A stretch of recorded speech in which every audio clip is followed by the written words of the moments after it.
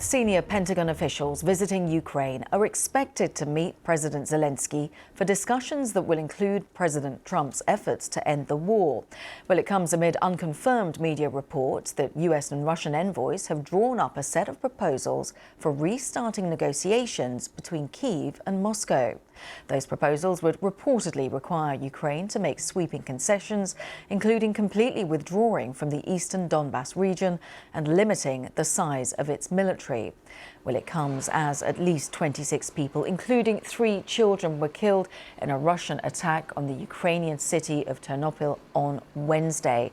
We're continuing to monitor the live shot there as the cleanup operation is underway, and recovery operation, of course. Now, Ukraine is saying that this was one of the deadliest strikes on the western part of the country since the war began. President Zelensky says 22 people are still missing as the search and rescue operations continue. Well, European foreign ministers are meeting in Brussels today, with Ukraine very much on the agenda. And within the last few hours, the European Union's foreign policy chief, Kaja Kallas, said that Kyiv and Europe must be involved in any peace plan for Ukraine if it's to work. What we as Europeans have always supported is a long-lasting and just peace, and we welcome any efforts to achieve that. Of course, for any plan to work, it needs Ukrainians and Europeans on board. So this is very clear. Also, we have to understand that in this war there is one aggressor and one victim, so we haven't heard of any concessions on the Russian side. I mean, if Russia really wanted peace, it could have, agreed to unconditional ceasefire already some time ago, whereas we see again over this night bombings of civilians. 93% of Russian targets have been civilian infrastructure, I mean schools, hospitals, apartment buildings, to really kill a lot of people and cause as much suffering as possible. Have European officials in any way been part of the drafting of the deal between US and Russia? Not that I know of. So that's Kaja Kallas. The Polish Foreign Minister Radosław Sikorski said that Europe's security is at stake. We commend peace efforts, but Europe is the main pair, the main supporter of Ukraine, and it's of course Europe's security that's at stake. So we expect to be consulted. And also, I hope it's not the victim that has restrictions on its ability to defend itself put on, but it's the aggressor whose aggressive potential should be restricted. Poland's foreign minister there. Well, our defence correspondent in Kyiv, Jonathan Beale, says that details around the talks are unclear.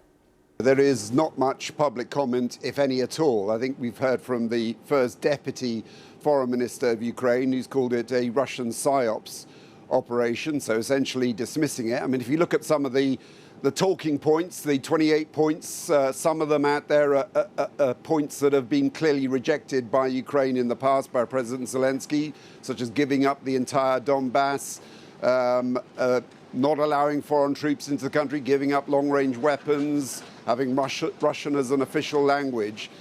There are many of those unacceptable to Ukraine. I think it's important to say that this meeting, this possible meeting, we haven't had it confirmed, between the senior US generals and officials with President Zelensky, this is not the team you would have to lead peace negotiations. They are here, they say, for a fact-finding mission and to discuss efforts to end the war in the wider sense. They've already met the defense minister here, a smiling picture of the defense minister with the US Army Secretary, so that seemed to go according to plan. So I think we have to be very careful about whether this is a plan that's been, first of all, approved by the White House, whether it's a final plan, whether we're hearing mostly from the Russian side as to what they like in this plan. We haven't had anything officially from the Ukrainians. What we have heard is from the European foreign ministers who are meeting, and they are saying the same thing, essentially, that any plan must have the involvement of Europe and Ukraine. And of course, we're keeping an eye on what is happening in Brussels. But when it comes to the timing of this, domestically, Zelensky is under a lot of pressure with the ongoing corruption scandal. Of course, Jonathan, no one's suggesting that President Zelensky is implicated, but he is under intense pressure to take stronger action to show accountability. Yeah, and I think he's under wider pressure. If you look at what's happening in this war, he is losing, or Ukraine is losing ground in the east. Russia is advancing. It's made significant advances, speeded up those advances in the last month or so as Ukraine still tries to defend the city of Pokrovsk. You've got the energy outages that most of the country, if not all the country, are experiencing as Russia targets the energy infrastructure. And then, as you say, you have these allegations of corruption hanging around the government. And certainly ministers have already resigned, even though they say they have not done anything wrong. So there is a sense of perhaps weakness or weaker government than it was 6 months ago. But I think you've got to then remember what Ukraine has been fighting for over the best part of 4 years now. And it is for their land, for their territory, for their right to be an independent country. And I don't think there's much in this plan that they would like, or this plan that's been leaked, to the rumours of what might be in it. There's not much in there that they would like. As and when, of course, we get any details, we will bring them to you. That was Jonathan Beale in Ukraine, in Kyiv.